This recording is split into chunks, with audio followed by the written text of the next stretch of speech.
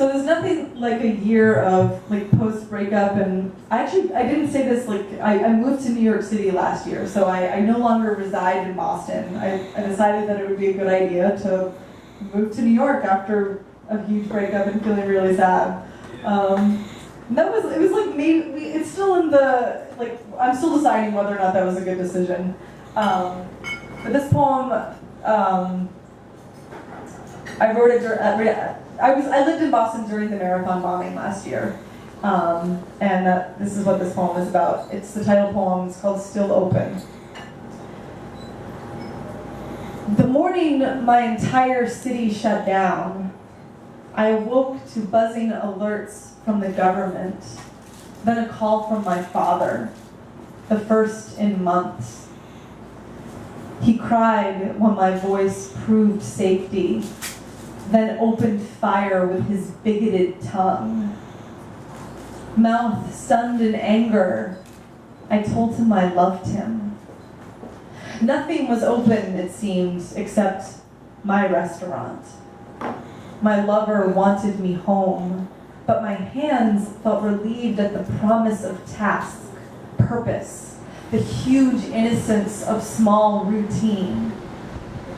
Before our shift, the coworker I wanted to fuck but never touched invited me to his house to drink beer.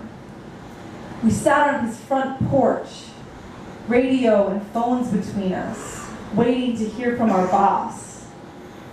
Are we going in or not? Is this really happening? His leg was so long coming out of his shorts.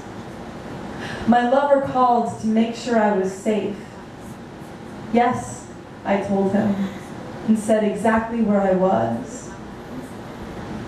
I wanted to stay next to his bare knees, urgent smell, gazing at the single maple rising across the street, each defiant leaf still opening while the world continued its betrayals. Woo! How are you guys doing? All right. All right? Yeah. I'm gonna do maybe a funny poem now. Is that okay? Is that? Oh, take us darker. Yeah. Darker. Darker. Go down more. Go down.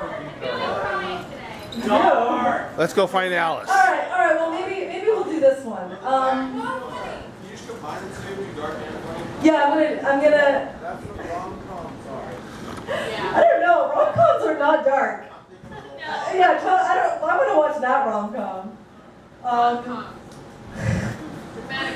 So, is everyone aware of CeeLo Green and what he tweeted after he was acquitted of rape? Yeah. Okay, yeah. So basically, he was accused of raping a woman and drugging and raping a woman, and then there wasn't enough evidence to support the rape charge, so the rape charge was dropped, and he was found guilty of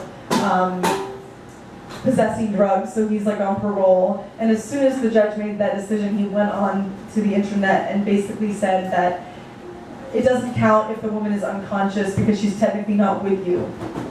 And so there's a whole backlash against CeeLo Green right now.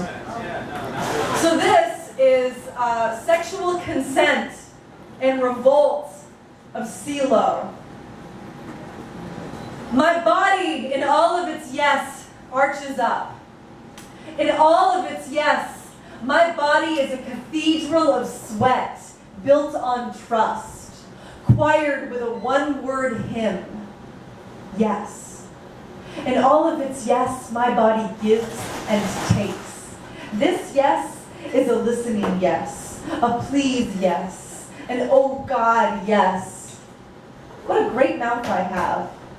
Loud in its lust and dark with echoes, cave deep and quiet. And yes, this body sleeps. And no, stillness does not mean yes. No one owns this body but me. And no, CeeLo, you aren't the only man who thinks you have some kind of right.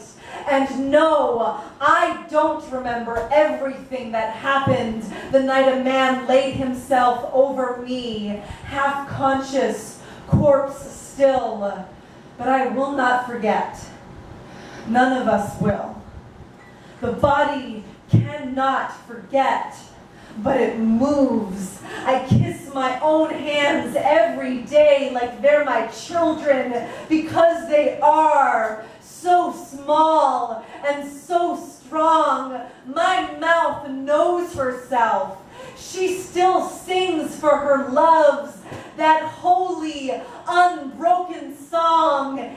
Yes, yes, yes, yes, yes.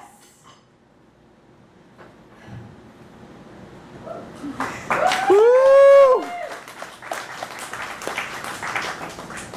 On that note, people, like, one of the most awkward things that someone ever asked me at a poetry show, I'd be able to, like, Q&A afterwards. Carrie and I were actually together at the University of Chicago, and so a student came over to me and said, "How many lovers do you have?" And I was like, I'm writing over a period of many years, and I write a lot about sex, but, like, you don't have to do that. So this is just a short poem called "On the Subject of My Orgasm." Funny? I mean, you could be the judge. You could laugh if you want to, you know, or you don't have to. It's all up to you, Glenn. Not an elusive, nearly impossible summit like Mount Everest, more like the Appalachian Trail, peak after peak.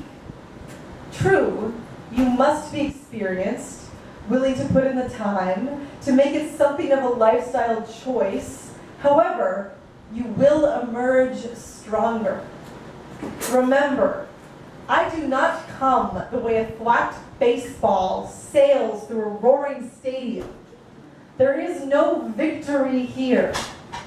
I open up slowly, then suddenly and multitudinously, the way the night sky bears its first star, then offers a handful, then gives everything it has. Was it funny? Not funny. Oh, someone stood up for that poem. I just want to do a few more. Let's see. Oh, this poem is after Philip Levine. It's called "What the Poet Waitress Works For."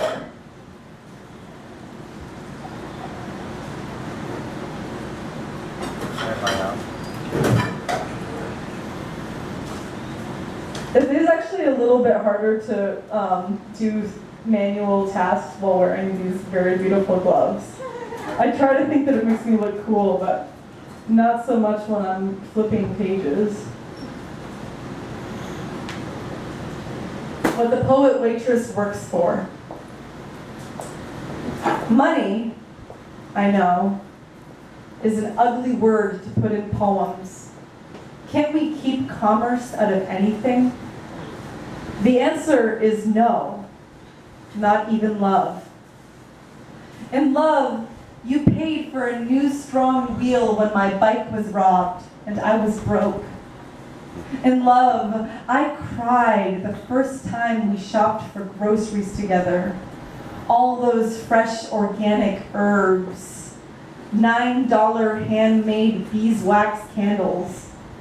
In love, you listened every time I told you I cannot afford. In love, you paid for our escape to Montreal, city of turquoise shutters and bright cafes.